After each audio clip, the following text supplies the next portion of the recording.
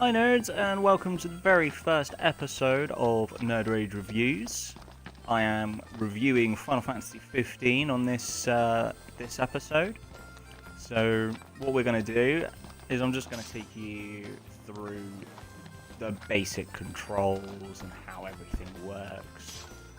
So as you can see, the heads-up display, you've got your minimap, you've got your party's health in the bottom right-hand corner, your minimap's in the top, you've got quest tracker, and in the bottom left, you can see several few little weapons with the D-pad symbol.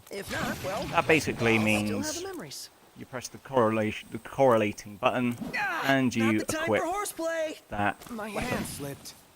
Alright. There's little symbols at the bottom center means that I've had a meal that this guy, the guy with the glasses here, Ignis, has cooked us at camp. So whenever you camp, he cooks meals for you, and they can give you stat boosts, attack, health, magic, so on and so forth. The magic system works pretty well. What we're going to do is we're going to go back to my last rest point, which is up here.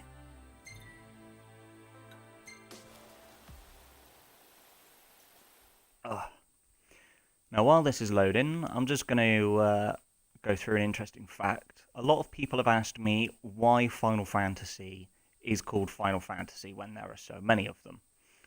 Basically, Square Enix, back in the day, when they were Squaresoft, they reached a point where they only had enough money to produce one very low-budget game. So they pulled what resources they could together, and they created Final Fantasy. It was supposed to be the last ever game that they created, but it turned out that that game saved the company. It was so popular, it saved the company, and everybody wanted a piece of it. So they were then basically said, make us another one. And they did.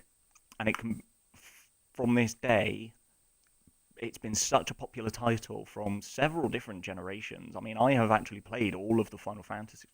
Well, most of the Final Fantasies, sorry. I haven't played number 14 because that is online and my PC won't run it because my PC is a dinosaur. But because it's been such a popular title, they've kept the name for sentimentality, really. So that is why it's called Final Fantasy, because it was going to be the last game Squaresoft ever produced. And then it ended up saving them. So I actually thought that was quite a nice story. And it is true. Go look it up. Right. So this is how magic works. Whenever you reach a camp point, that's the camp point just up there, or one of them. There are 3 sets of crystals around. You've got lightning. Yep, main crystal. Then you've got fire, which is all the way over here, and you've also got ice. Now, only Noctis can draw the magic out, so you're not constantly having to draw it out because, like, for all your other characters, because one character does it for everybody. And then, once you're nicely stocked up on magic, I'm just going to make sure that I am. Yep, I'm nicely stocked up on magic. You come down here. Let's see now. I'm going to make a really potent fire spell. So all of that in there.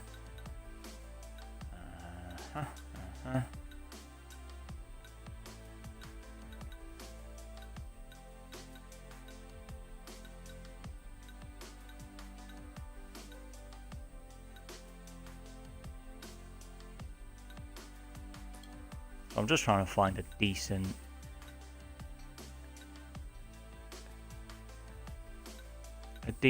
one. What one did I have just a minute ago? There we go. Right. So it's called Quintacast Fira. So it basically means it will cast Fira 5 times. So let's go find an enemy. And I'll show you this.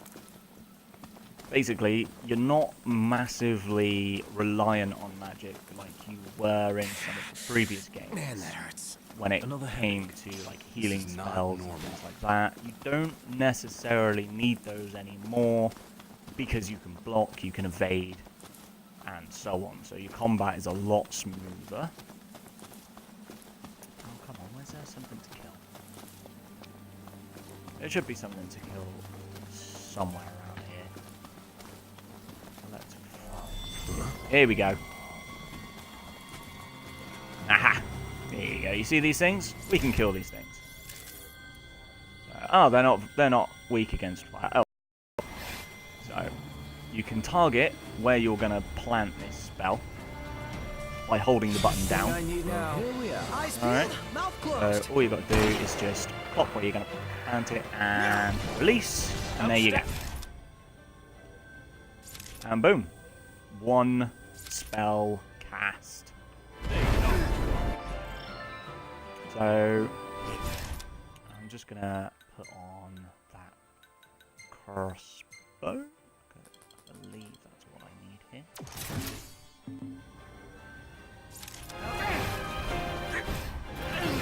Let's be done with this riffraff. You sure smile for the camera, Nut. Don't count on it. Knocked! Back me up! No, Mr. Nice Okay, as you can see, I've got this. Gladio. Basically, that's one of his abilities that you can use. Ponto, you're up! This is another ability you can Opening. use. You come a long way, Prompto! Love it.